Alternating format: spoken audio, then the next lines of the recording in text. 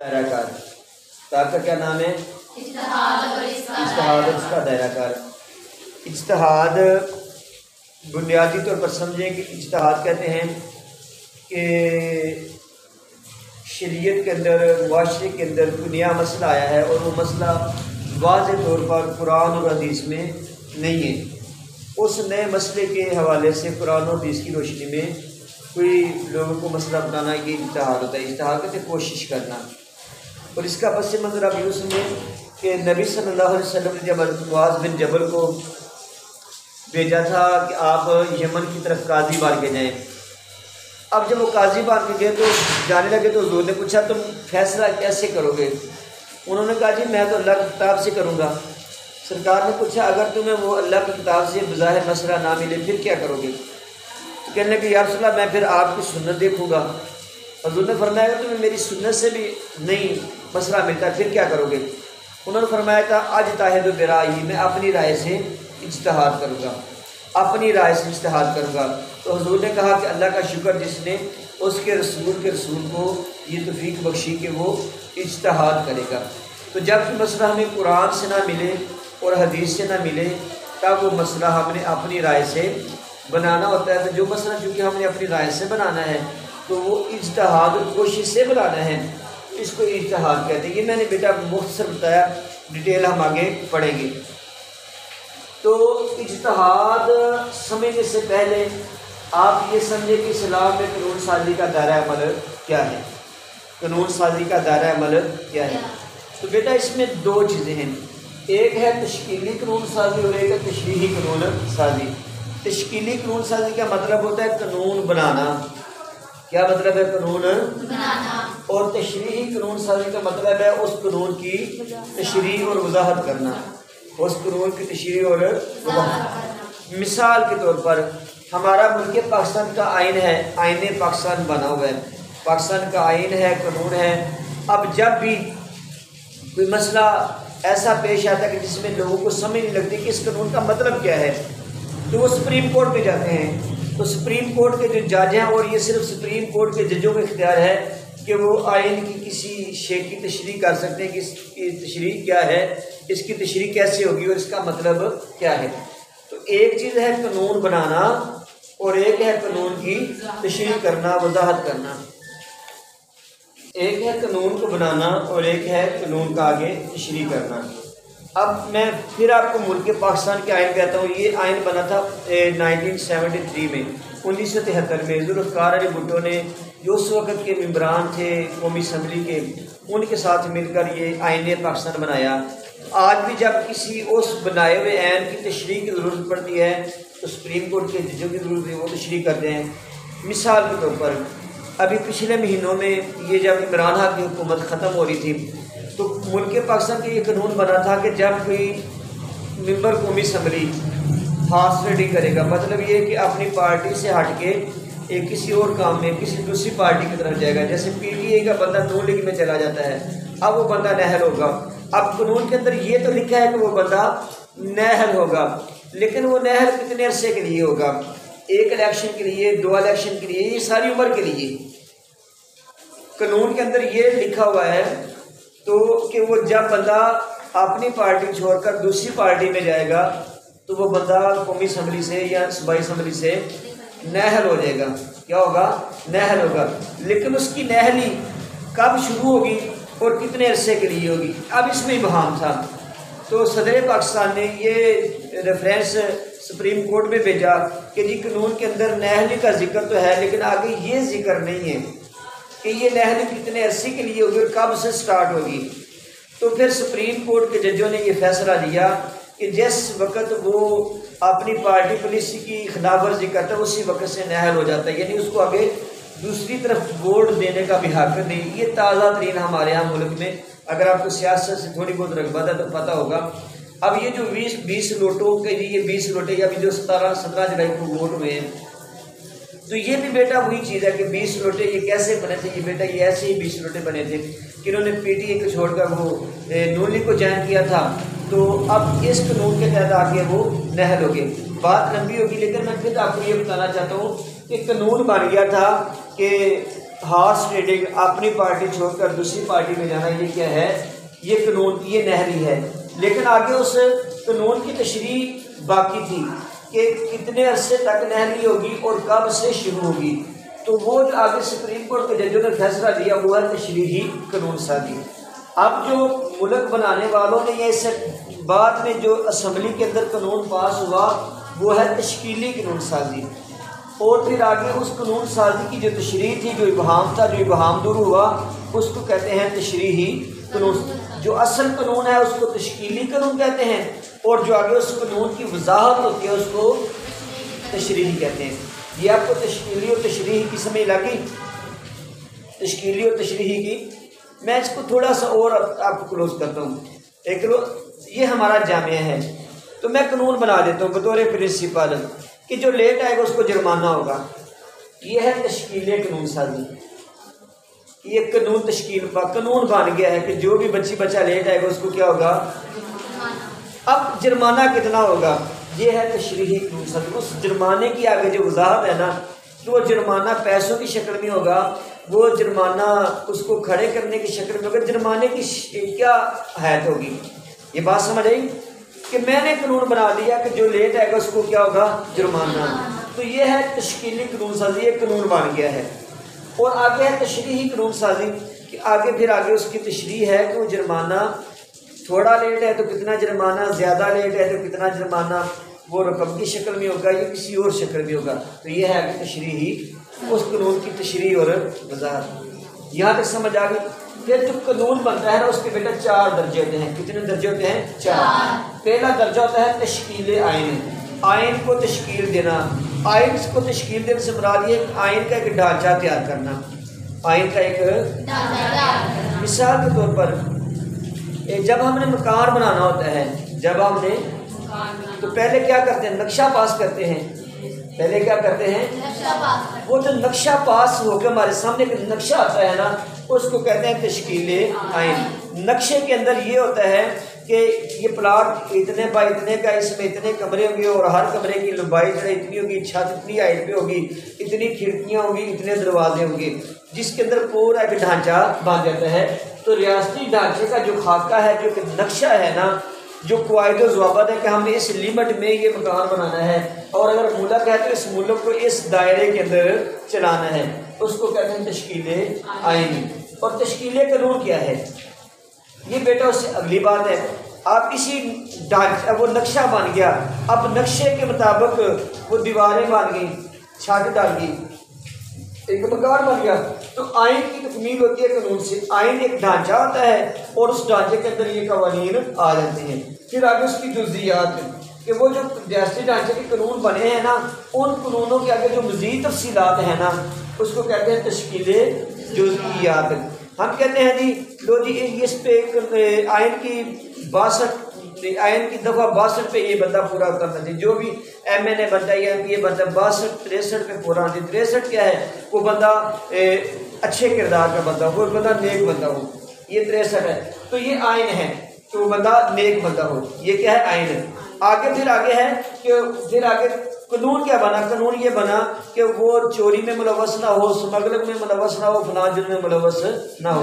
आगे उसकी जुज़ियात क्या है? फिर आगे उसकी जुज़ियात है कि चोरी के आगे फिर तफसील बयान होगी कि चोरी से क्या चीज़ चोरी मुराद है। चोरी से मुराद वो चोरी है कि जिस पे कानून हरकत में आता है। कुछ चोरियाँ वो हैं जिस पे कानून हरकत में नहीं आता।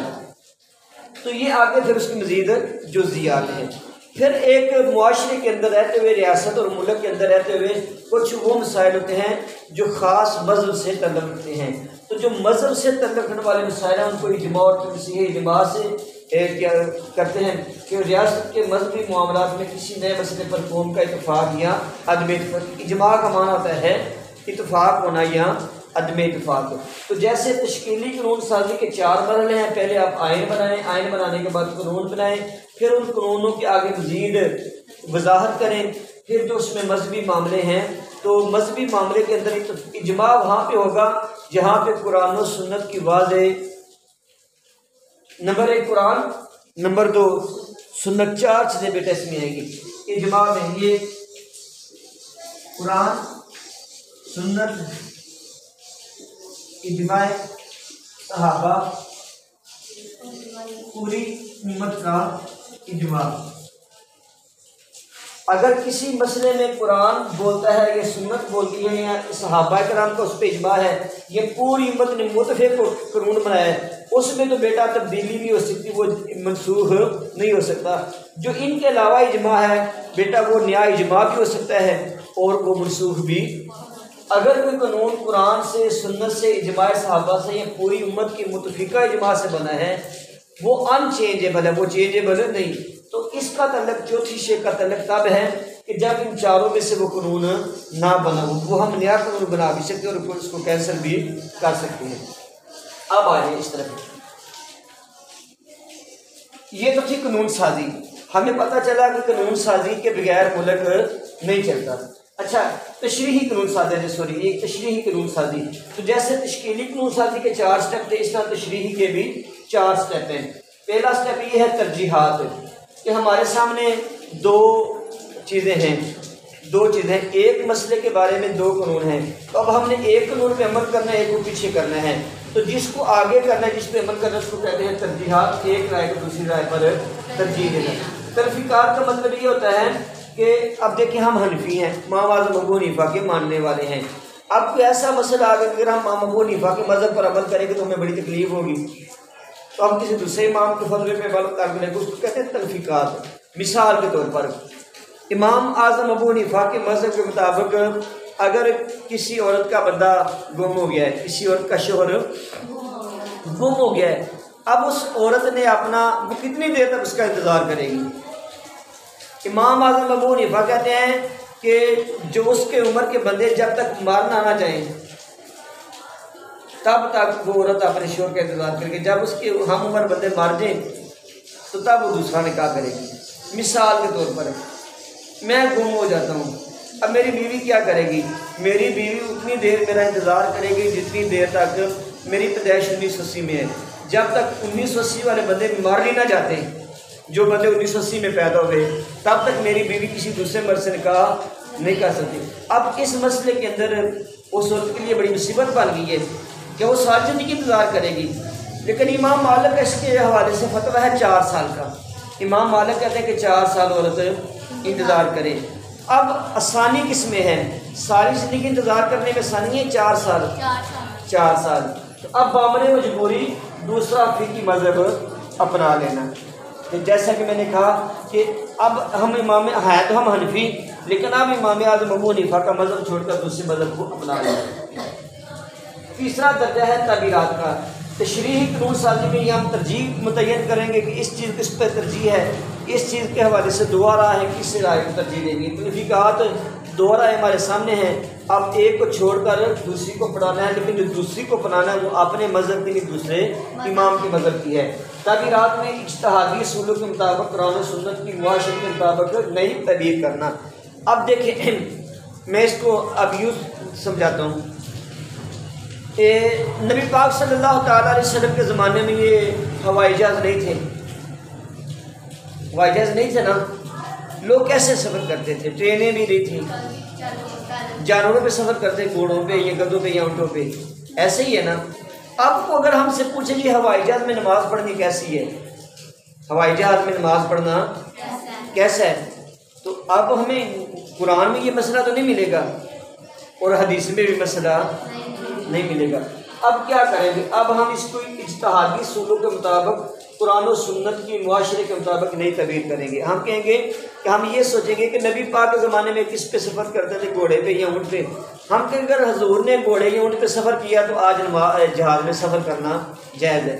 या हम देखेंगे कि नबी सल्लल्लाहु तआला अलैहि वसल्लम ने अगर सवारी पे नमाज पढ़ने से मना किया है तो किस बुनियाद पे, इल्लत क्या है?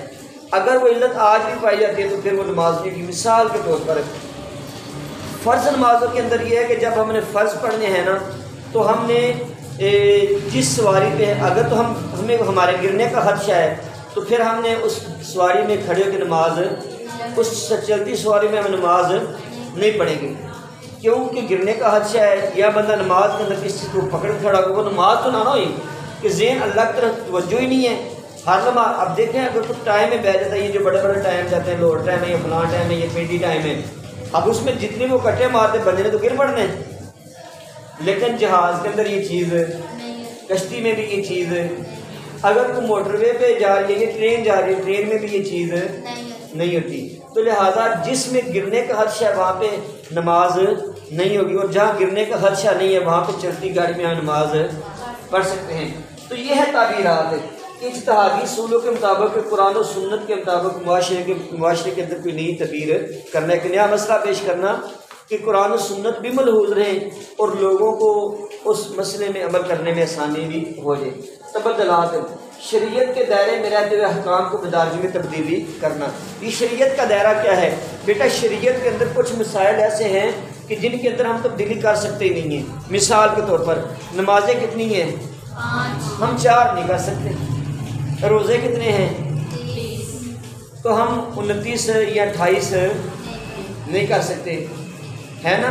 रोज़े का टाइम क्या है? सहर से लेके सूरज गुरूब होने तक। अब हम इसमें कमी और इसमें ज़्यादती भी नहीं कर सकते। तो ये कुछ ऐसे मसाइल है कि जिसमें तब्दीली मुमकिन नहीं, तबदलात नहीं हो सकते। कुछ ऐसे मसाइल है जिनमें तबदलात नहीं हो सकते, लेकिन कुछ ऐसे मसाइल है कि जिनमें तब्दीली मुमकिन है। अब जिनमें तब्दीली मुमकिन है वो कौन कौन से हैं?